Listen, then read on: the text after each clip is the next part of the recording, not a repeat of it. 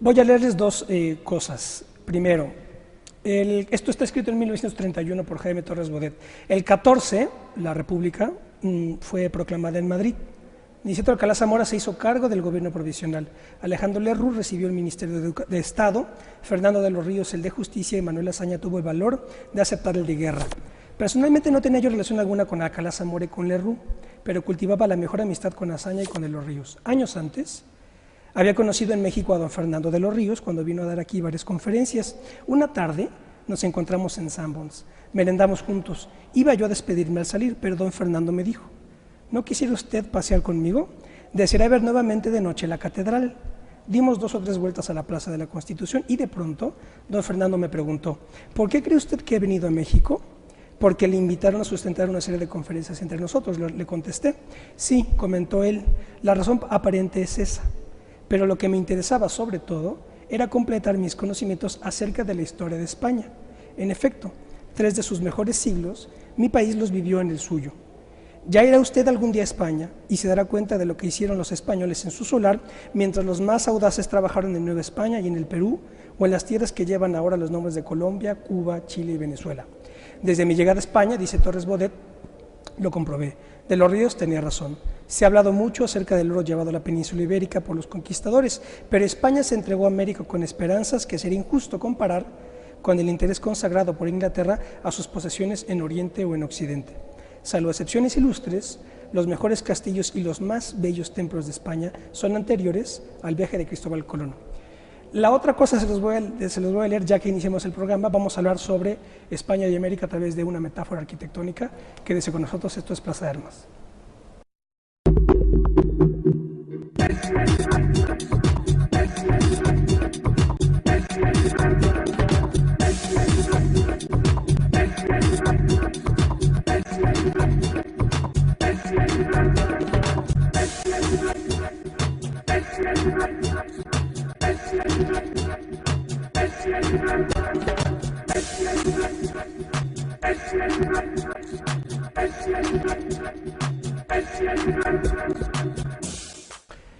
¿Qué tal? Qué bueno que estén en otro programa de Plaza de Armas aquí por Capital 21. Les recuerdo nuestra página propia www.plazadearmas.tv y nuestro correo plazadearmas21@gmail.com.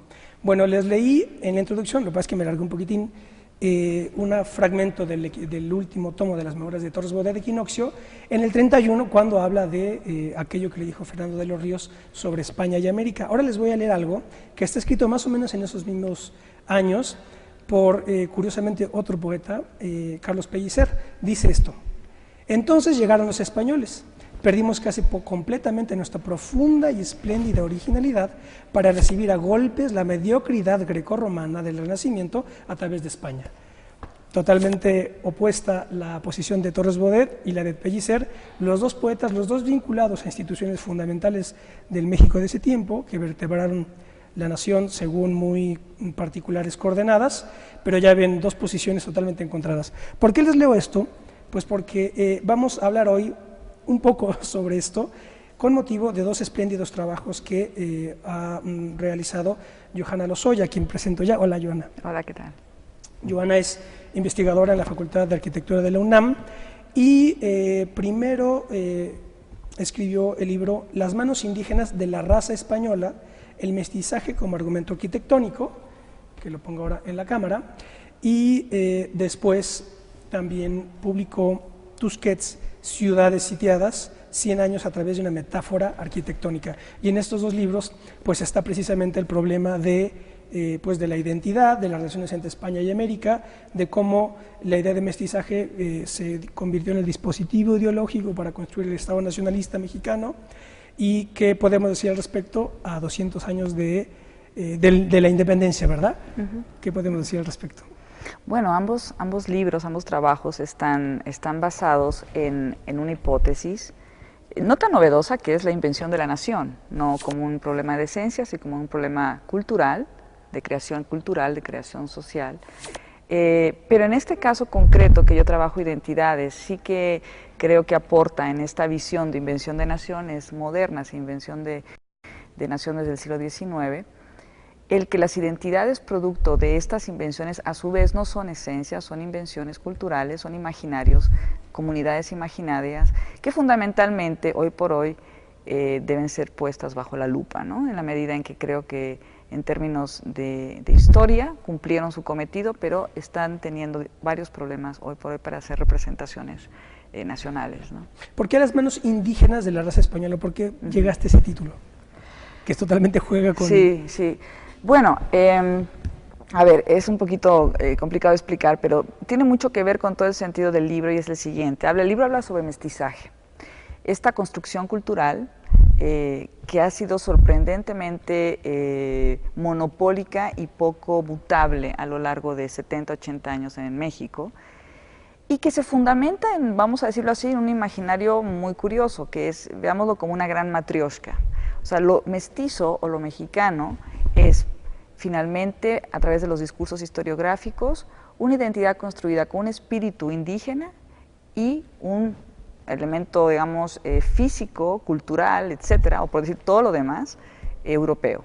Esto es así, a grosso modo, en síntesis, lo que las narrativas, lo que los discursos, lo que los imaginarios nacionales mexicanos o nacionalistas mexicanos han preservado desde los años 40.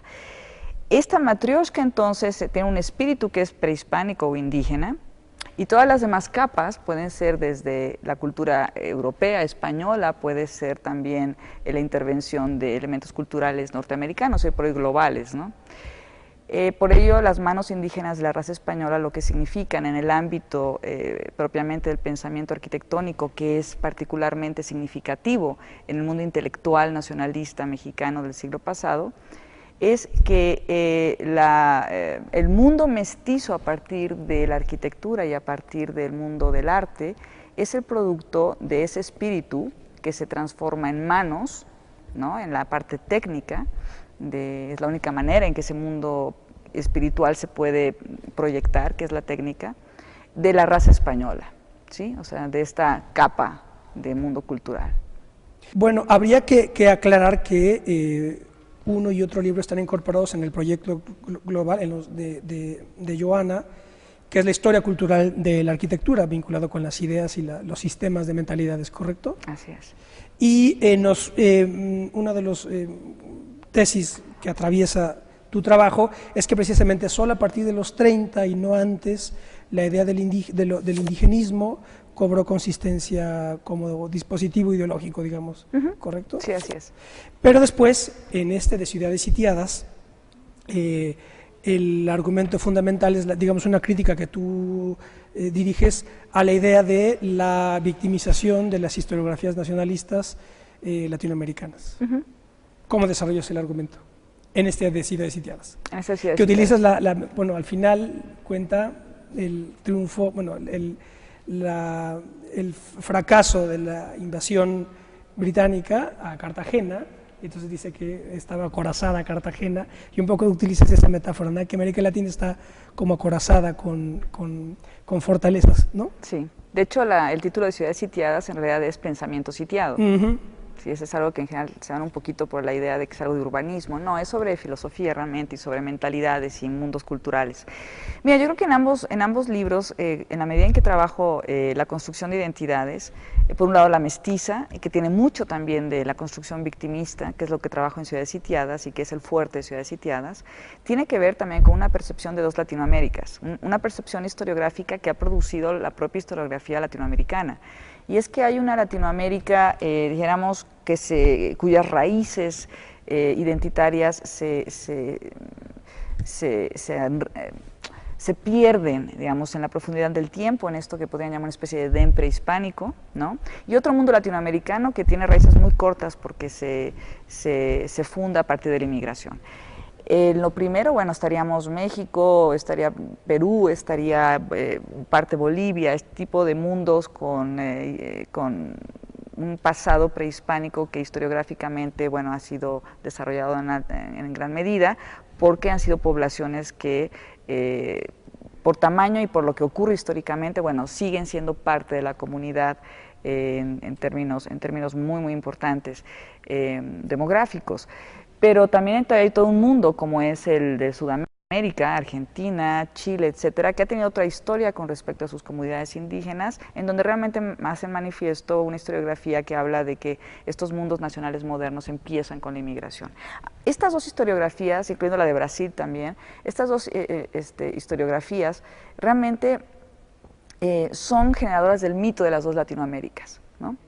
Entonces, en base a esta idea historiográfica, lo que yo persigo es ver en todo este mito por qué se construye en ambos mundos, pero sobre todo en aquel ligado con estas esencias antiquísimas, prehispánicas, etcétera, se ha generado una identidad nacionalista profundamente victimista, ¿no? Es decir, este mundo ha sido atacado, este mundo se destruyó, este mundo tuvo que tener una leyenda negra ligada con la Nueva España, con la Nueva Granada, con todos estos mundos de la monarquía católica, y luego entonces ha sido un mundo vejado. Vejado pues por la conquista, por el mundo monárquico católico, por los franceses, los americanos, la globalización, por lo que sea, ¿no? Siempre parece que está siendo atacado. Esto también, siguiendo mi línea de estudios, es una invención, es una construcción, ¿sí? Es una comunidad imaginada y eso es lo que me interesa en un momento dado desarrollar en esta idea, ¿no? Y está permanente aquí fragmentos de Eduardo Galeano, que es, digamos, el canon de esa narrativa victimista de las venas abiertas de América Latina, ¿no? Así es. ¿Cómo se ha recibido en la crítica este par de trabajos? Bueno, yo creo que lo que ha llamado más la atención es la propuesta de que las identidades no son esencias, sobre todo en el ámbito mexicano, que ha sido el que ha tenido el impacto primero de estos libros, que es profundamente nacionalista, ultranacionalista, en el cual esto de la mexicanidad parece que es algo que está ahí, ¿no? Que está ahí y con el cual se nace y que hay que cultivarlo a lo largo de la vida y que es intocable, es venerable y es atemporal. Cuando en este libro lo que estoy diciendo es esta identidad, como cualquier otra identidad, son construcciones narrativas, no son esencias, tienen además una temporalidad, es decir, son manifestaciones de todo un mundo cultural que en un momento concreto quiere hacer uso de este tipo de identidad para algo. Concretamente, yo en Ciudades Sitiadas he dicho, este tipo de identidad ha permitido a Latinoamérica ser profundamente irresponsable de su devenir, ¿no? Bueno, pues eso es lo que ha surgido más, no conflicto, sino asombro. Y a partir de ese asombro creo que ha habido un tipo de discusión, un tipo de preguntas y apertura a esta posibilidad y ha sido muy interesante lo que ha estado ocurriendo a partir de Ciudades Sitiadas, ¿no? Porque tienen que saber que este libro, sobre todo el de Ciudades Sitiadas, forma parte de la colección Centenarios. Entonces es el número 9 de la colección, es decir, que este está inscrito, así como el libro de Tomás Pérez Viejo, que también forma parte de esta colección. Y es un poco la cuestión que este tipo de críticas es imposible o muy difícil que se hagan, que las haga un político, ¿verdad? Porque nadie te vota. Definitivamente nadie te vota, sí. Creo que no es políticamente correcta en un momento dado, pero creo que es fundamental como historiadora que soy, y en el ámbito de la reflexión, los debates, no solo de bicentenarios, sino bueno, los rumbos de Latinoamérica, de México en concreto para el futuro, poner sobre la mesa todo este tipo de construcciones culturales que bajo mi punto de vista no solo han caducado, sino que si se siguen utilizando harán mucho más daño de lo que han estado haciendo las últimas décadas. Es decir, no se puede hablar de mundos culturales, de mundos políticos, económicos, fundamentados en una identidad victimista, ¿no? Tú mencionaste algo que también creo que es interesante puntualizar. En ambos textos, en ambas investigaciones, yo he lanzado la hipótesis en base a los documentos que he encontrado, que este tipo de identidades, tanto la de mestizo y victimista, y mestizo victimista, que además sería un poco la idea también, vienen realmente a ser importantes en el mundo político, intelectual, cultural, mexicano y latinoamericano a partir de los años 40. En concreto en la historia, digámoslo así, o en el impacto mexicano, definitivamente es a partir del cardenismo.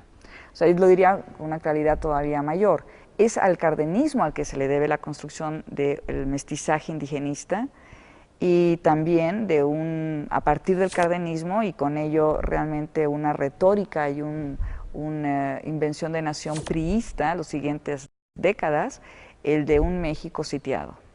Y mencionas tú la singularidad de que la ciudad universitaria compendia más o menos toda estas identidades, ¿no? Estas construcciones de alguna manera. Bueno, te diría yo una cosa, esa idea no es tanto que yo la esté considerando, que de hecho no lo hago, eso es más bien uno de los mitos, hablando de mitos, usuales en la crítica nacionalista sobre la arquitectura de los años 50, etcétera.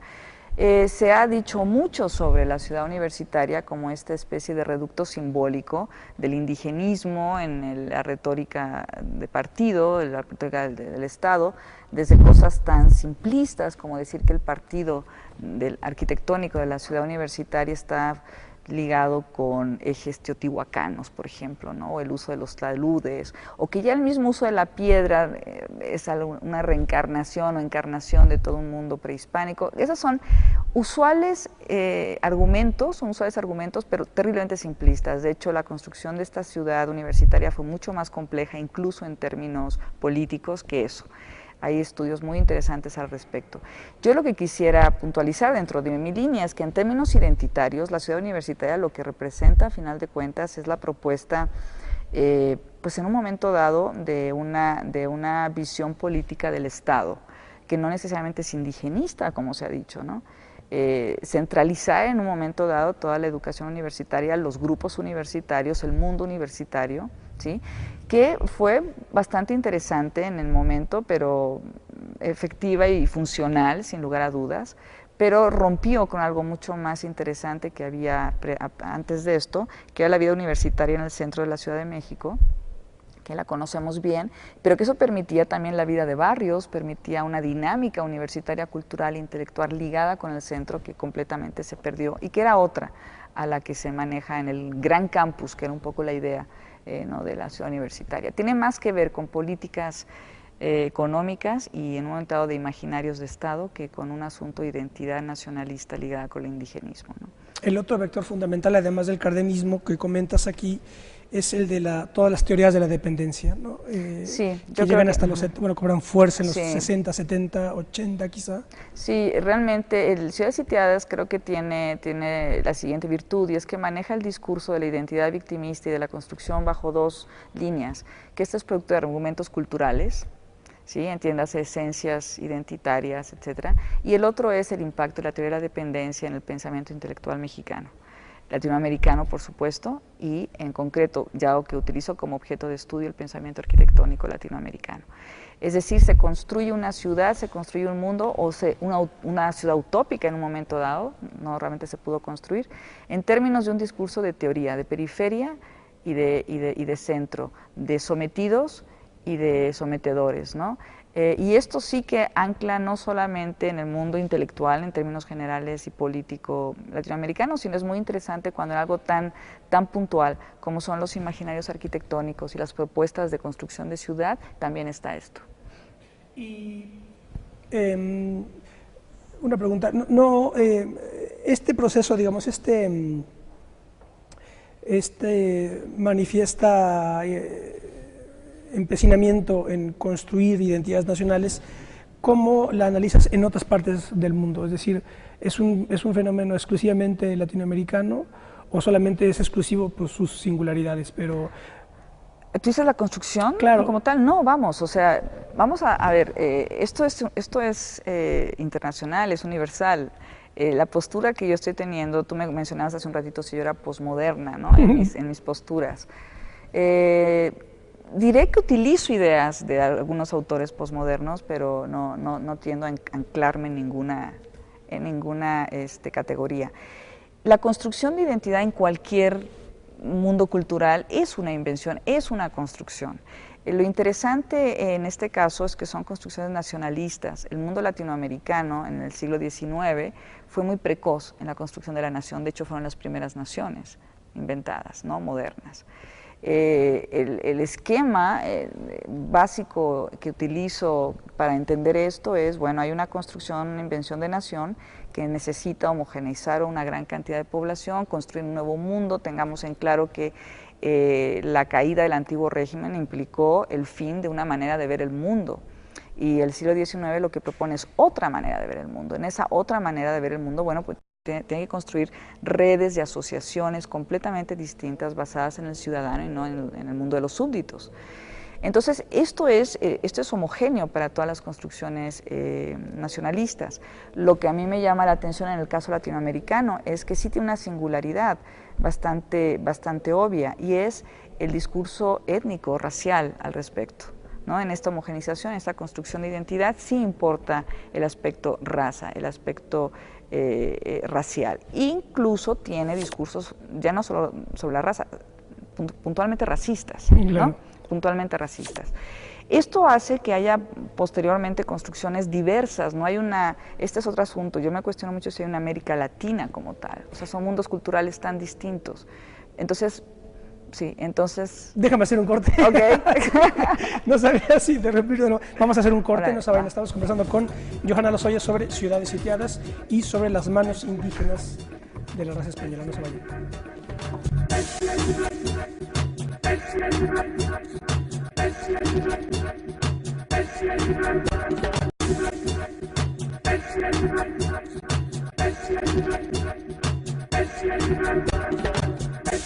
Bueno, ya estamos de vuelta, estamos conversando con Johanna Lozoya sobre sus dos libros, Ciudades sitiadas, 100 años a través de una metáfora arquitectónica, y Las manos indígenas de la raza española, el mestizaje como argumento arquitectónico. Ella está consagrada fundamentalmente a la investigación de todo lo relativo con la historia cultural de la arquitectura, con los sistemas de mentalidades, con los mapas mentales, como también utiliza esa categoría por aquí, y en la Facultad de Arquitectura de la UNAM. Y hablábamos de esta cuestión de que la nación política es en realidad, digamos, la gran figura del nuevo régimen, digámoslo así, por eso era la pregunta que te decía yo, que claro, esta idea de construir nacionalidades, etcétera, no es privativo de México ni de América Latina, sino que claro, es, digamos, el dispositivo del siglo XIX y del siglo XX, ¿no? Así es, así es. Yo me centro en el ámbito mexicano en uno de estos libros porque su construcción nacionalista realmente a estas fechas es ultranacionalista, y no solo proviene del 19. Tengo la idea de que el 19 hasta, vamos a decirlo de esta manera, la historiografía tradicional mexicana, a partir de los años 50 realmente, propone que hay un México previo a la revolución, un México postrevolucionario, ¿no? Y entonces la gran ventana que abre al nuevo mundo moderno a México es la revolución.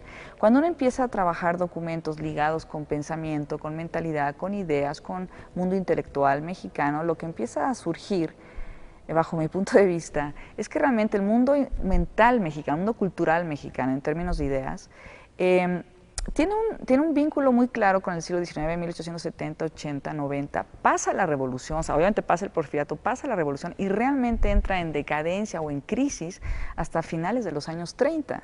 O sea que buena parte del discurso llamado revolucionario, de revolucionario no tiene nada, realmente es producto, ¿sí?, de revolución en términos de la revolución, ¿no? Es producto de todo un mundo mental, de un mundo cultural que se viene gestando desde el último tercio del siglo XIX, y que el que le da realmente, que lo guillotina realmente, ¿sí?, es toda esta nueva generación ligada, ¿sí?, en los años finales de los 30, en los años 40, con una nueva propuesta de Estado que es lo que eventualmente va a ser el Estado priista, ¿no?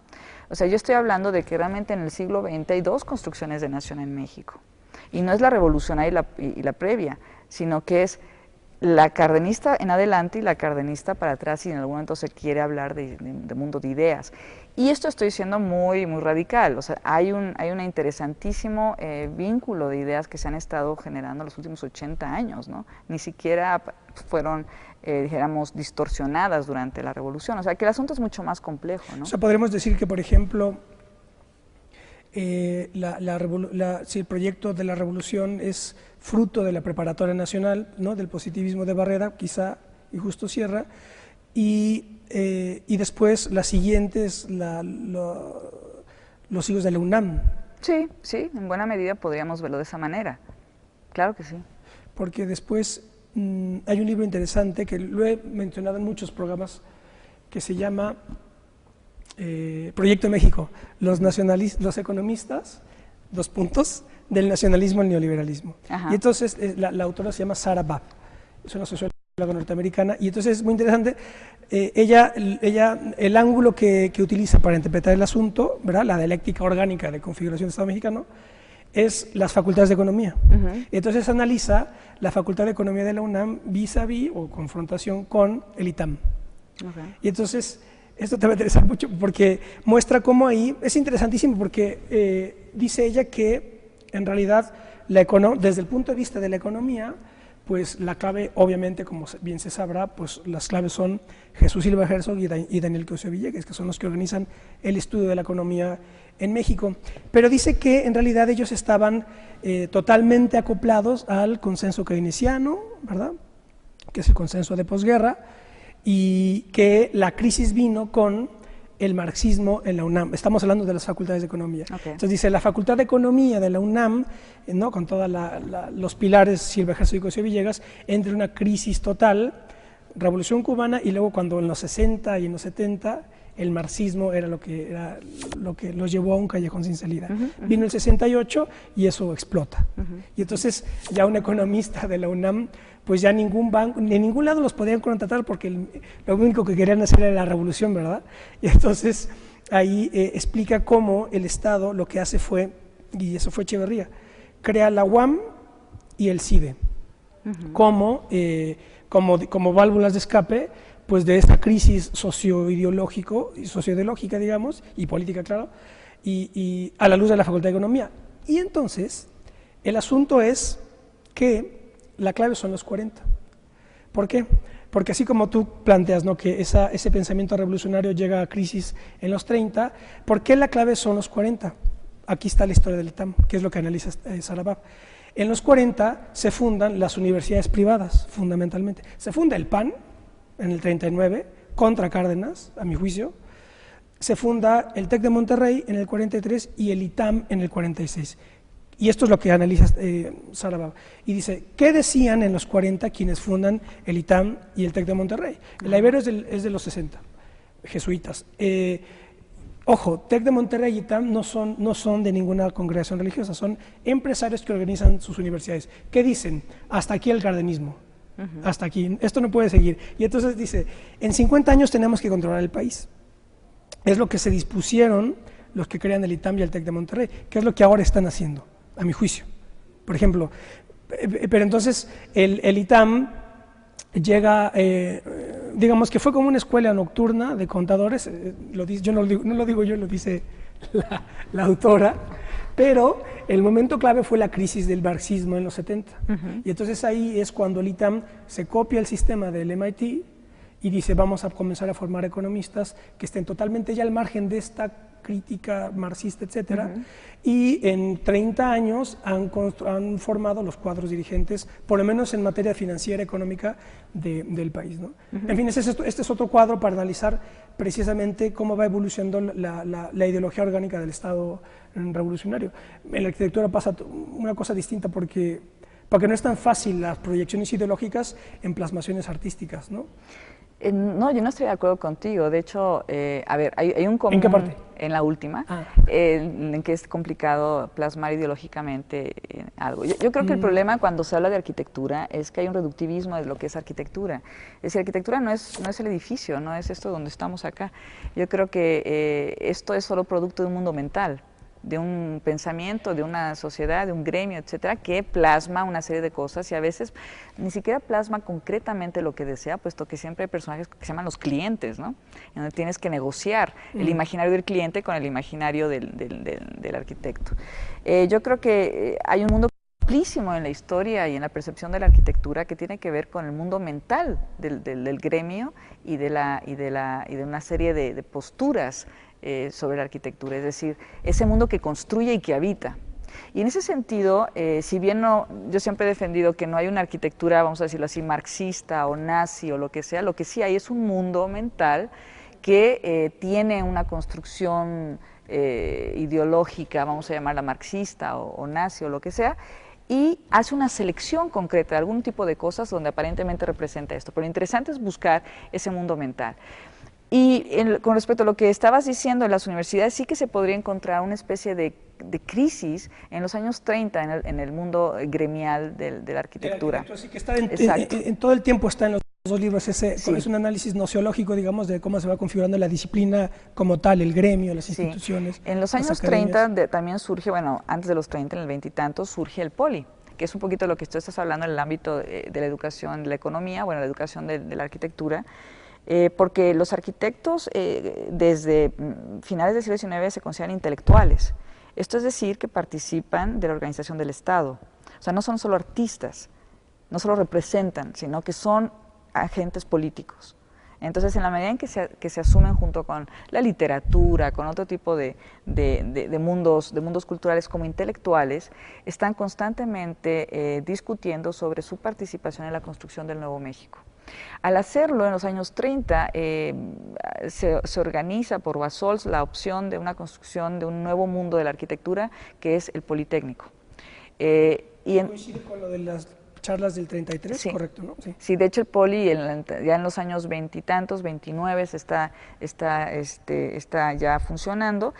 Y era la opción en el Poli, que no se llamaba Poli, esa escuela superior de ingeniería y no sé qué cosa, es la opción técnica para el desarrollo del espacio, porque estaban pugnando en este momento el monopolio de la Universidad Nacional con la Escuela Nacional de Arquitectura, que era una educación sumamente humanista o humanística en el ámbito de la arquitectura, no solamente técnica, y la opción de un mundo fundamentalmente técnico, de la construcción de vivienda, de hospitales, etcétera, etcétera. Pero lo interesante es que quienes van a ser la primera generación que va a construir el Poli en términos de discurso político, arquitectónico, etcétera, son los mismos profesores que están en la UNAM, ¿no? Bueno, no era como tal en la Escuela Nacional, ¿sí?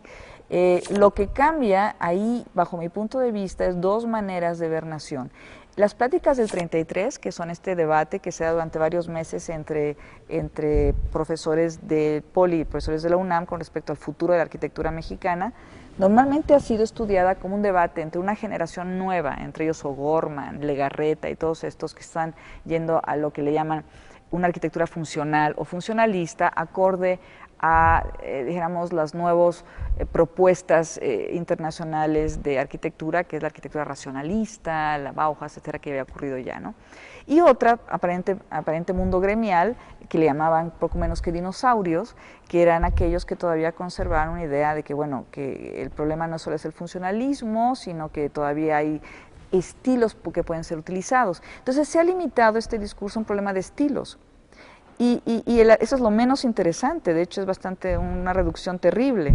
Bajo mi punto de vista son dos mundos gremiales que están haciendo propuestas de proyección de nación completamente distintas, no de estilos, sino que hay un mundo gremial, esos que llaman dinosaurios, que además son sus contemporáneos en edad, no son ningunos dinosaurios, con excepto de Amabilis, que sí que lo era, porque ya era un hombre de la generación, dos generaciones anteriores,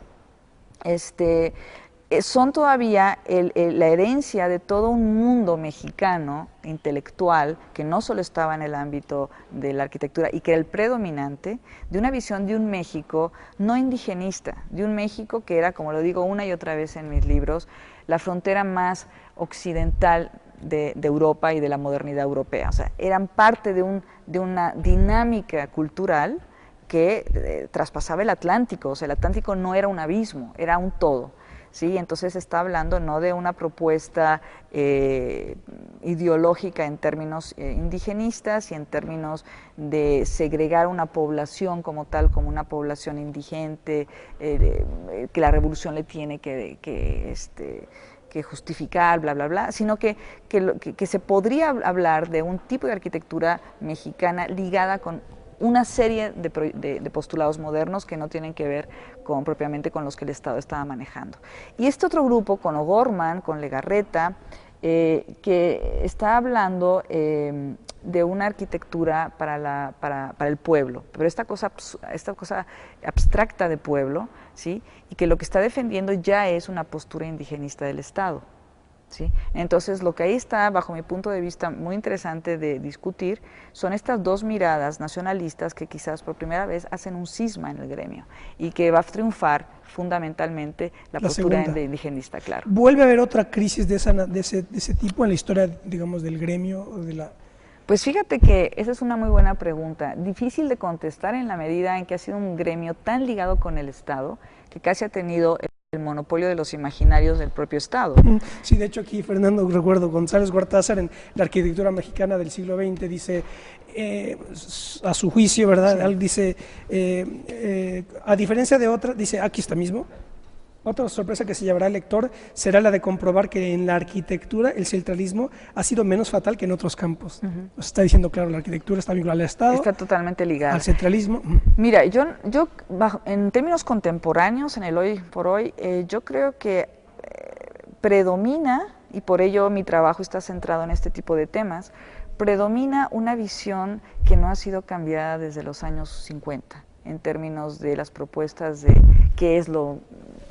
Digo, la misma idea, preguntarse qué es lo mexicano en la arquitectura es hasta un poco fuera ya de contexto. ¿Qué es lo mexicano, ¿no?, en arquitectura? Claro, o qué es la mexicanidad arquitectónica, etcétera. Cuando tú lees textos, que puede haber ensayos en este libro como en otros tantos, cuando se habla de estilos todavía estas fechas, ¿no?, se ha hecho una reducción de propuestas a nivel de estilos, donde imaginarios que no sean los imaginarios contemporáneos, internacionales, abstractos, etcétera, resultan historicismos, cosas quiche, cosas así. Estamos hablando de nuevo de que hay un reduccionismo historiográfico, ideológico en el ámbito del gremio, que sigue siendo realmente el establecido 70, 60 años, ¿no?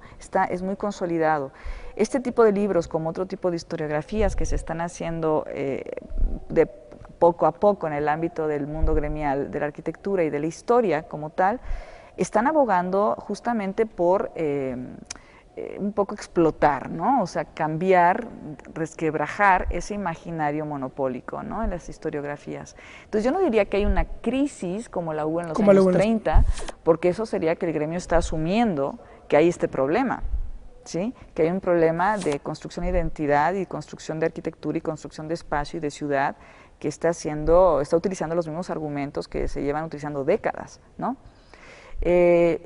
Pero es muy posible que libros como estos y otros trabajos empiecen a poner las cuñas necesarias para que eventualmente sí que haya una crisis. Claro, ¿qué pasaba con la antropología y la etnología y el etnologismo en esos años con relación a lo que pasa ahora? ¿En cuáles años? En los años en los que estás analizando 30, pues, fundamentalmente. Yo analizo fundamentalmente los años 20, o sea, estoy buscando hasta dónde llega todo un mundo mental. Es muy interesante, en el ámbito de la arquitectura está muy ligada con el mundo tanto de la medicina como de la antropología.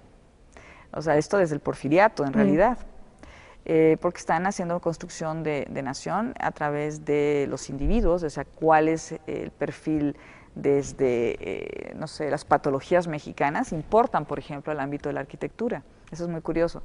Y es muy interesante, ese es un tema que tendría que ser estudiado y no ha sido estudiado, el vínculo entre el mundo médico y el mundo antropológico y el mundo del gremio de arquitectura, tanto en la Escuela de Bellas Artes, cuando era el periodo porfirista, como en la Escuela Nacional.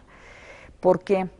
Porque, insisto, los arquitectos se visualizan intelectuales, no están construyendo una obra de arte, ¿sí? No es un Museo Guggenheim en Bilbao, ¿no? Tienen una formación política muy fuerte, son, además de su profesión, arquitectos, son gente metida en la política, son gente metida en el mundo cultural.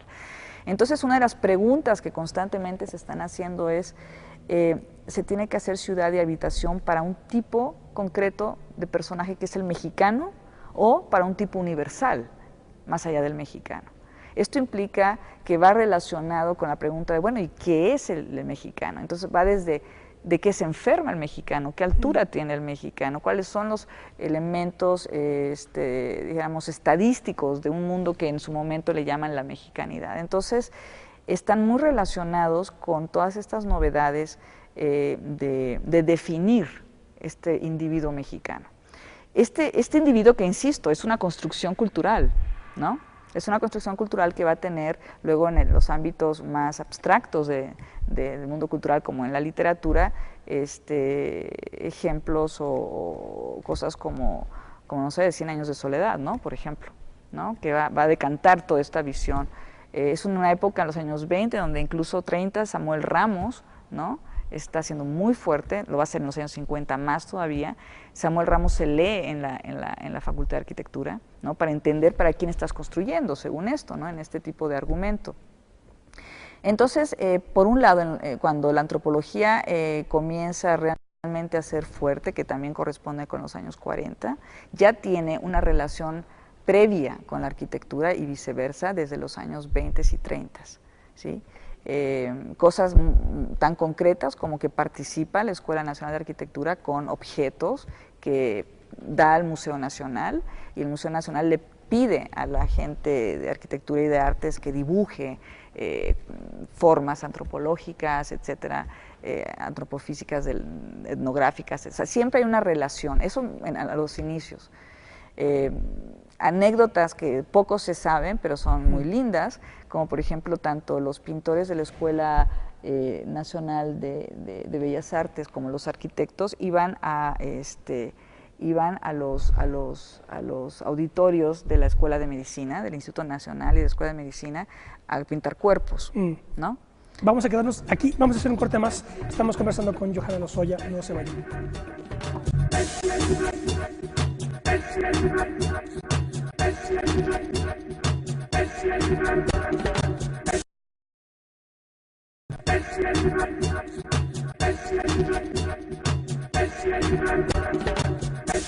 Bueno, ya estamos de vuelta, estamos conversando con Johanna Lozoya, investigadora de la Facultad de Arquitectura de la UNAM, 2 libros que ha escrito recientemente: Las manos indígenas de la raza española, El mestizaje como argumento arquitectónico, no está de más decirlo, no dejen de llevárselo, Ciudades sitiadas, 100 años a través de una metáfora arquitectónica. Este está editado por Tusquets. Este último forma parte de la colección que Tusquets dedica a los bicentenarios, o aquí se llama centenarios, pero en fin, es del bicentenario, y muy interesante porque no sé si conozcas tú la colección del trabajo que hicieron, un congreso del CIDE, Historia Crítica de las Modernizaciones en México. En fin, entonces he estado también analizando, ellos combinan la economía, la historia política y la historia del derecho, igual siglo XIX y siglo XX. Entonces la aportación que hace Johanna pues ilumina otro ángulo de la cuestión sumamente interesante, que es la de la historia de la arquitectura, y comentábamos que precisamente ella se sitúa ya en una nueva perspectiva que está tratando de romper los viejos esquemas de la historiografía de la arquitectura, nuevas perspectivas, nuevos criterios. Cuéntanos un poco de eso, de los nuevos proyectos, en marcha. Sí, yo creo que lo que ha sido más complicado en este tipo de documentos es que todavía las disciplinas tienen un rigorismo historiográfico, es decir, esto es historia social, política, esto y el otro. Y entonces cuando se habla de historia de la arquitectura me dicen, oye, pero esto es historia de mentalidades, historia intelectual, y cuando estás con historiadores dicen, bueno, pero ¿y la arquitectura qué tiene que ver con el pensamiento, no? Entonces, esto que es la dificultad actual, en el fondo, es el acicate que a todo un grupo, supongo que también tiene que ver con un asunto generacional de historiógrafos, estamos intentando elaborar, y es una perspectiva mucho más heterogénea y multidisciplinar de la historia. Se puede hablar de arquitectura a través de filosofía, a través de historia de las emociones, a través de historia política, etcétera. Mi línea fundamentalmente trabaja con historia de mentalidades, historia de las ideas, y voy a incursionar ahora en historia de las emociones también, ¿sí? Entonces lo que tienen en este tipo de trabajos es, utilizando la arquitectura como un objeto de estudio, no es el centro de estudio la arquitectura, sino el mundo mental, ¿sí?, de una cultura o de una sociedad que crea, en este caso arquitectura, pero puede crear discursos políticos, literatura, guerras, etcétera, ¿no? O sea, ¿tiene algo que ver la arquitectura, por ejemplo, con la guerra? Tiene que ver la arquitectura con un discurso político. O sea, no son edificios, no son calles, es eso y muchísimo más. Ahora, por ejemplo, la experiencia que he tenido con este par de libros es que hay muchas preguntas que quedan con respecto a los debates contemporáneos sobre los límites posibles de las naciones contemporáneas en términos de su discurso político, de su efectividad, estas ideas de región, estas ideas de, bueno, de comunidades, ¿no? Comunidad europea, etcétera, estas nuevas formas políticas de comunidad. Quedan muchas preguntas abiertas porque cuando se establecen discursos, por ejemplo, de regionalismos, se vuelve a utilizar argumentos que, como planteo en estos libros, han sido los argumentos de hace más de 100 años. Entonces, hay algo ahí que tiene que cambiar. Entonces, la propuesta, pensando en ¿y cómo podríamos entender que la nación son invenciones, que las identidades son invenciones, que se pueden cambiar, que se deben cambiar, que no hay nada fijo o que esté ahí por lo cual luchar, sino más bien crear nuevas construcciones culturales? Es que ha empezado ahora un nuevo trabajo sobre la ciudad liberal en los territorios de la izquierda latinoamericana. Es decir, jalar un poco más este discurso hacia qué está pasando entre el 1959 y 1989, que se construye, si es que se construye, un mundo latinoamericano que le ha sido terriblemente difícil desarrollarse política y económicamente, en contraposición, ¿sí?, a otros mundos culturales como por ejemplo el socialdemócrata europeo. Esto en base a la ciudad. En breve, una hipótesis que resulta extraña, pero será muy sumamente interesante, es si las izquierdas y la socialdemocracia pudieron construir sociedad, más que sociedad, ciudad, ¿sí?, ciudad como una red de asociaciones culturales entre esas décadas, para ver por dónde es, ¿sí?, que el problema del desarrollo latinoamericano ha tenido conflictos, ¿no?, en el ámbito de construcción de naciones de izquierda, naciones socialdemócratas, etc. Esa es una línea, y seguiré utilizando en buena parte, como ya lo digo, es el mismo título, el problema de la ciudad, ¿no? Entonces creo que, bueno, es un tipo de historiografía multidisciplinaria, difícil porque no habla de estilos, no habla de monumentos, ni siquiera los toca, no le interesa. Pues difícil de clasificar y difícil de hacer, porque se tiene que tener una gran creatividad en utilizar los mundos de la filosofía, de la economía, de la sociología, de la antropología, de la arquitectura, del arte, de todo, ¿sí?, para poder resolver una pregunta tan clara como ¿por qué Latinoamérica no ha podido desarrollarse?, ¿no? Entonces, no solamente bajo las perspectivas de cada una de las disciplinas, sino todo eso unificarlo. En ese sentido, pues sí, como dicen otra vez, muy posmoderno, ¿no? Hay recuerdo pues no, ya no me acuerdo dónde lo leí, pero Carlos Castillo Peraza, que descanse en paz, quienes no lo sepan, eran uno de los intelectuales del Partido Acción Nacional, católico, tomista. Por ahí leí que venía de un encuentro, de una reunión, no sé, en Palacio Nacional. Entonces venía bajando, creo que lo cuenta Porfirio Muñoz, ya no me acuerdo. Y entonces venía bajando de las escalinatas y ve el mural correspondiente, pues no sé, el de Diego, ¿no? Y entonces que le dijo a la persona de al lado, ¿sabes cuál es el problema? Que nosotros no estamos aquí, diciendo nosotros, los panistas, católicos, etcétera, ¿no? Un poco este es el asunto, como todo aquello que no está en esas historiografías, ¿no? Sí, el asunto es que no solamente ellos no se ven ahí, hoy por hoy realmente el México contemporáneo no se ve ahí. Entonces lo interesante es la reconstrucción, no del pasado, en base para seguir utilizando los mismos argumentos, un pasado que además no existe, el pasado no existe como tal, ¿sí?, sino la construcción creativa de nuevas identidades, de nuevos discursos, de nuevos mundos que permitan, a través de los discursos historiográficos, los discursos políticos, visualizar y crear realmente un nuevo mundo llamado México, ¿no?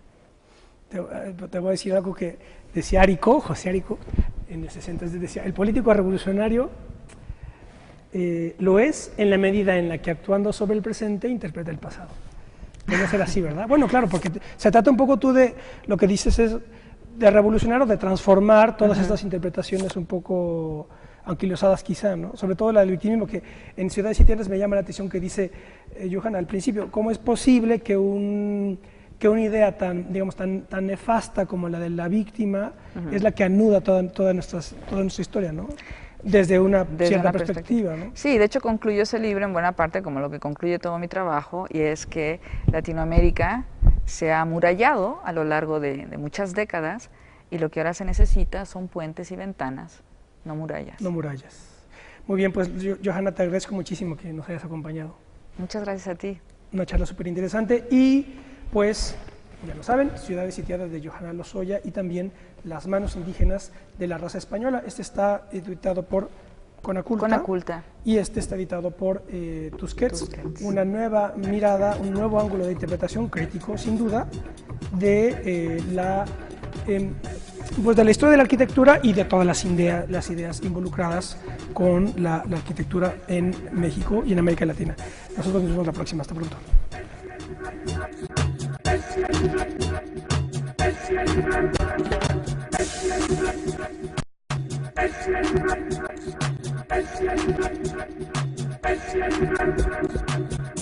Latinoamericanas. ¿Cómo desarrollas el argumento en este de Ciudades Sitiadas? Que utilizas bueno, al final cuenta el triunfo, bueno, el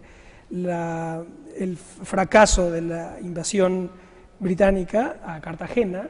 Entonces dice que estaba acorazada Cartagena, y un poco utilizas esa metáfora, ¿no? Que América Latina está como acorazada con fortalezas, ¿no? Sí, de hecho el título de Ciudades Sitiadas en realidad es Pensamiento Sitiado.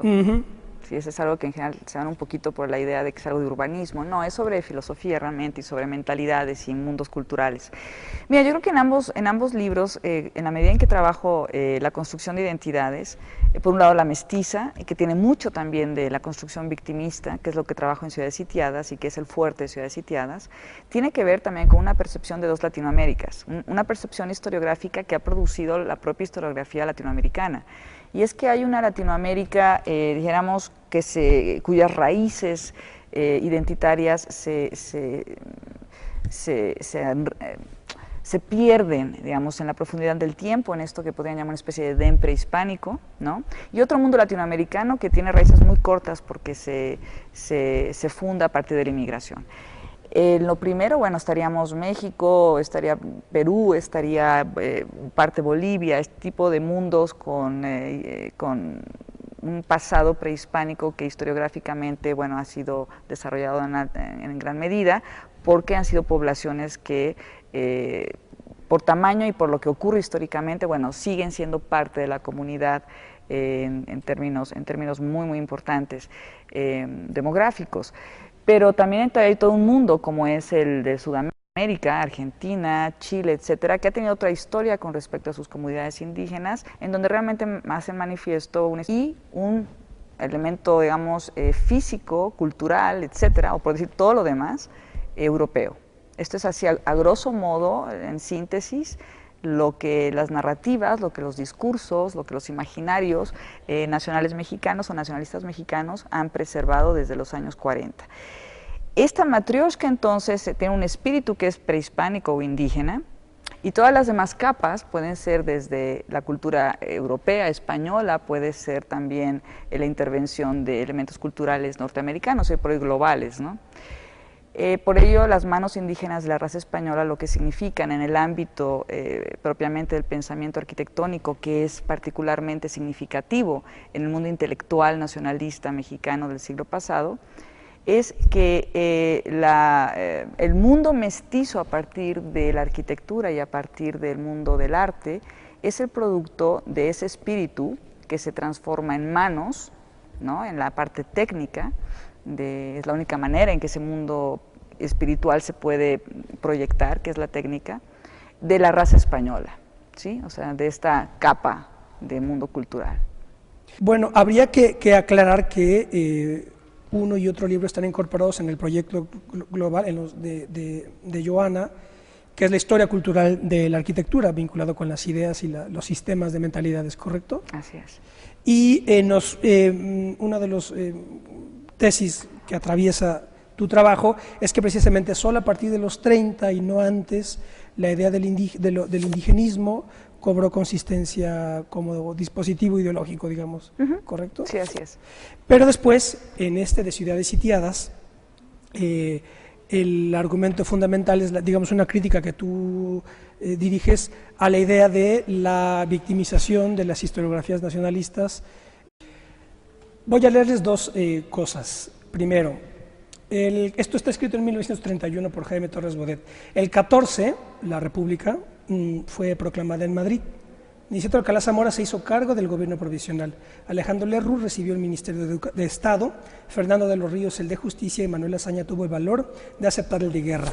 Personalmente no tenía yo relación alguna con Alcalá Zamora y con Lerroux, pero cultivaba la mejor amistad con Azaña y con de los Ríos. Años antes, había conocido en México a don Fernando de los Ríos cuando vino a dar aquí varias conferencias. Una tarde nos encontramos en Sanborns, merendamos juntos. Iba yo a despedirme al salir, pero don Fernando me dijo: ¿no quisiera usted pasear conmigo? Desearía ver nuevamente de noche la catedral. Dimos 2 o 3 vueltas a la Plaza de la Constitución y de pronto don Fernando me preguntó: ¿por qué cree usted que he venido a México? Porque le invitaron a sustentar una serie de conferencias entre nosotros. Le contesté: sí, comentó él, la razón aparente es esa, pero lo que me interesaba sobre todo era completar mis conocimientos acerca de la historia de España. En efecto, 3 de sus mejores siglos, mi país los vivió en el suyo.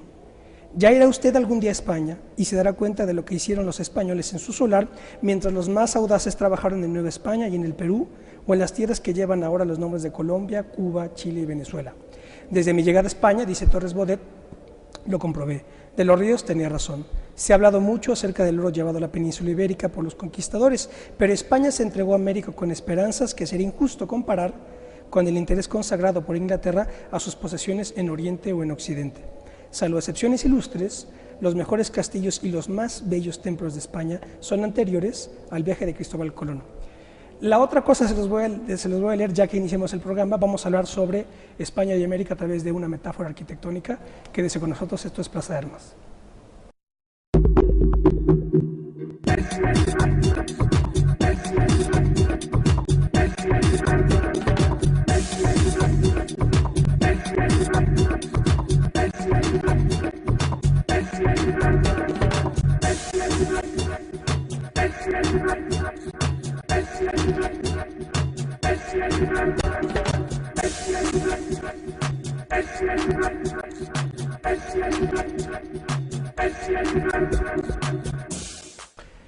¿Qué tal? Qué bueno que están en otro programa de Plaza de Armas aquí por Capital 21. Les recuerdo nuestra página propia www.plazadearmas.tv y nuestro correo plazadearmas21@gmail.com.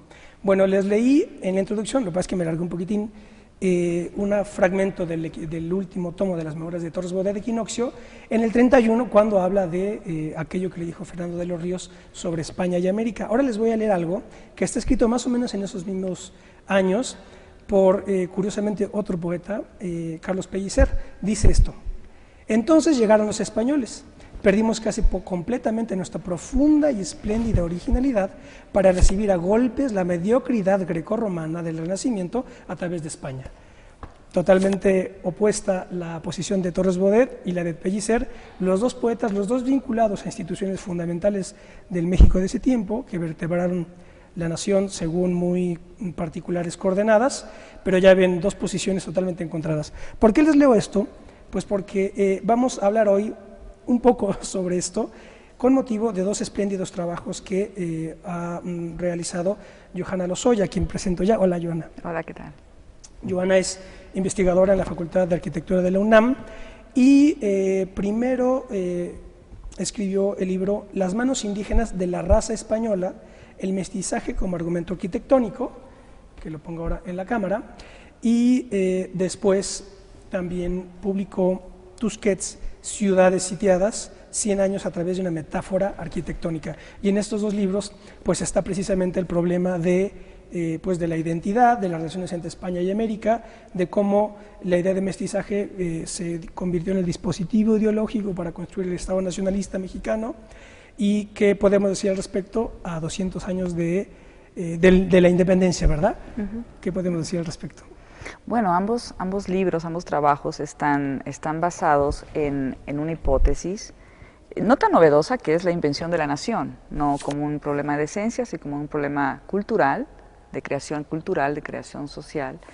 Pero en este caso concreto que yo trabajo identidades, sí que creo que aporta en esta visión de invención de naciones modernas, invención de naciones del siglo XIX, el que las identidades producto de estas invenciones a su vez no son esencias, son invenciones culturales, son imaginarios, comunidades imaginarias, que fundamentalmente hoy por hoy deben ser puestas bajo la lupa, ¿no? En la medida en que creo que en términos de historia, cumplieron su cometido, pero están teniendo varios problemas hoy por hoy para hacer representaciones nacionales, ¿no? ¿Por qué las manos indígenas de la raza española? ¿Por qué llegaste a ese título? Que es totalmente juega con... Sí, sí.